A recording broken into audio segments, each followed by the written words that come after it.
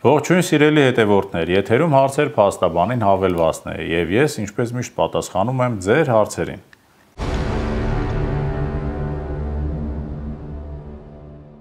Եվ այսպես, հարց առաջին.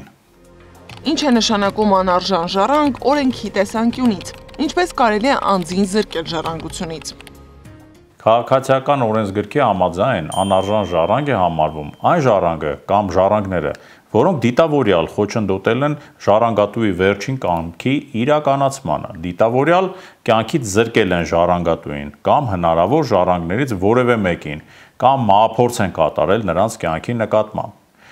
Նշվածը վերաբերվում է ևս կտակի ժառանգներին, ևս օրենքի ժառանգներին։ Այստեղ պետք է նշել, որ բացառություն են կազմում այն անձինք, որոնց նկատմամբ ժառանգատուն կտակը կազմել է մահափորձ կատարելուց հետո։ Այսինքն, թեպետ օրենքի համաձայն ժառանգն անարժան է համարվում, քանի որ ժառանգատուի նկատմամբ կատարել է մահափորձ, սակայն ժառանգատուն որոշում է իր կամքով գույքը կտակել նրան։ Ըստ օրենքի ժառանգության դեպքում զավակների ժառանգությունից մեկուսացվում են նաև ծնողական իրավունքներից զրկված ծնողները, որոնց ծնողական իրավունքները չեն վերականգնվել ժառանգությունը բացվելու ժամանակ։ Անարժան ժառանգներին ժառանգությունից մեկուսացնելն իրականացվում է միայն դատական կարգով։ Շահագրգիռ անձը նման խնդրանքով հայց է ներկայացնում դատարան եւ հայցը հիմնավոր լինելու դեպքում դատարանի վճռով ժառանգը համարվում է անարժան եւ զրկվում ժառանգությունից։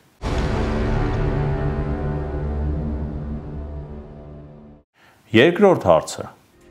Հարգելի պարոն Գրիգորյան, ուզում եմ հասկանալ, ինչ լիազորություններ ունի փաստաբանը։ Ինչպես կարող եմ վստահ լինել, որ իմ փաստաբանը չի անցնում այն լիազորությունների շրջանակը, որոնք անհրաժեշտ են իմ իրավական խնդիրը լուծելու համար։ Փաստաբանի լիազորությունների շրջանակը սահմանվում է ձեր կողմից փաստաբանին տրամադրված լիազորագրով։ Կոնկրետ իրավաբանական ծառայությունների ծավալը սահմանվում է փաստաբանի կամ փաստաբանական գրասենյակի եւ քաղաքացու միջև կնքված իրավաբանական ծառայությունների մատուցման պայմանագրով, որում նշվում է, թե ինչ ծառայություն պիտի մատուցվի, ինչ հոնորարի դիմաց, օրինակ խորհրդատվություն, հարցումներ, դատական ներկայացուցչություն եւ այլն։ Վերջին հարցի վերաբերյալ նշեմ, որ մանրամասն պետք է ուսումնասիրեք փաստաբանին տրված լիազորագիրը, ծառայությունների մատուցման պայմանագիրը, նաև կարող եք փաստաբանից պահանջել ներկայացնել այն փաստաթղթերի փաթեթը, որը նա ձեռք է բերել փաստաբանական ծառայությունների մատուցման արդյունքում։ Ամբողջ փաստաթղթերի ուսումնասիրության արդյունքում էլ պարզ կլինի, անցել է փաստաբանը իր լիազորությունների շրջանակը, թե ոչ։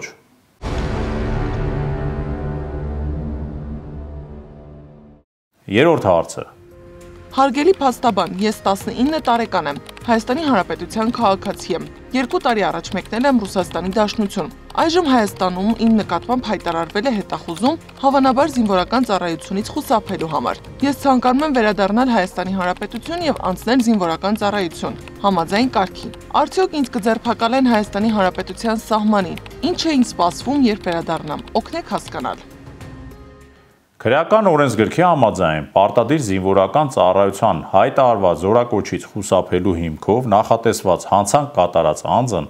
ազատվում է քրեական պատասխանատվությունից, եթե կամովին ներկայացել եւ զորակոչվել է պարտադիր զինվորական ծառայության։ Դա հանդիսանում է խրախուսական նորմ։ Ձերբակալվելու վերաբերյալ կարող եմ նշել, որ եթե քրեական վարույթի շրջանակներում համապատասխան դատարանի որոշմամբ ձեր նկատմամբ խափանման միջոց է ընտրված կալանքը, նաև ձեր նկատմամբ հայտարարվել է հետախուզում, ապա այո, ձեզ կձերբակալեն, որից հետո կներկայացնեն քննիչին, կամ էլ ձերբակալելուց հետո կներկայացնեն դատարան խափանման միջոցի միջնորդության դատական քննության համար։ Հետևաբար Հայաստանի Հանրապետություն վերադառնալու ցանկության դեպքում կամ պաշտպանի, փաստաբանի միջոցով կամ էլ անձամբ անհրաժեշտ է դիմում ներկայացնել վարույթ իրականացնող մարմնին եւ հայտնել, որ ցանկանում եք վերադառնալ եւ զորակոչվել պարտադիր զինվորական ծառայության, ինչը հիմք կլինի նաեւ քննիչին ընտրված խափանման միջոցի փոփոխության հարցը քննարկման առարկա դարձնելու համար։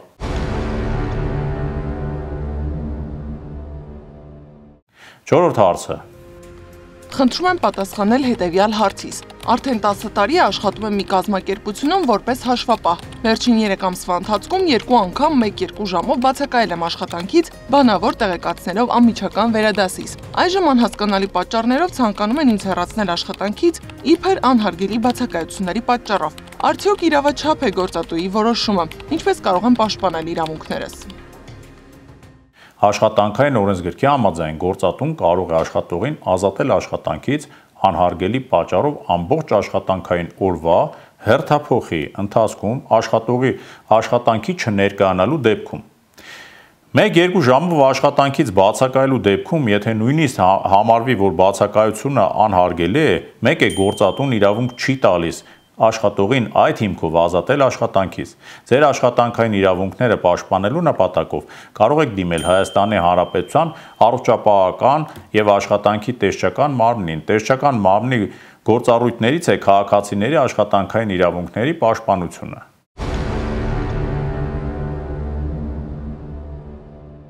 Եվ վերջին հարցը։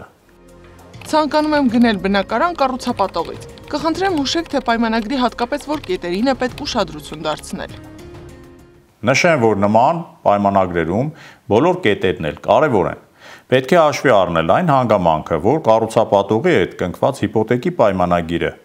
երկարաժամկետ պայմանագիր է, երկարաժամկետ պարտավորություններ է առաջացնում քաղաքացու և նրա ընտանիքի համար, և նախքան կնքելը լավ կլինի, որ այն ուսումնասիրվի փորձառու փաստաբանի կողմից, պայմանագրում առկա ռիսկերը գնահատելու համար։ Այնուամենայնիվ, մի քանի կարևոր դրույթներ կնշենք, որոնք պետք է հատկապես ուշադրություն դարձվի՝ կառուցապատման ժամկետի ավարտը, ժամկետը խախտելու համար նախատեսված կառուցապատողի պատասխանատվությունը, մուծված գումարի որ չափը կարող է կառուցապատողն օգտագործել մինչև սեփականության իրավունքը քաղաքացուն փոխանցելը, ինչ լրացուցիչ պարտավորություններ են սահմանված քաղաքացու համար և այլն։ Ուստի խորհուրդ կտամ մինչև պայմանագիր կնքելը իրավաբանական խորհրդատվության և պայմանագրի տեքստի ուսումնասիրության նպատակով դիմեք փորձառու փաստաբանի։ Փաստաբանը վեր կհանե ռիսկային կամ խնդրահարույց կետերը, ինչից հետո ինքներդ կորոշեք կնքել պայմանագիրը, թե ոչ։ Այս ամենի հետ մեկտեղ խորհուրդ կտամ դիտել նաև օրինաչափի նախորդ թողարկումներից մեկը, որտեղ մանրամասն պարզաբանել եմ ձեզ հուզող հարցերը։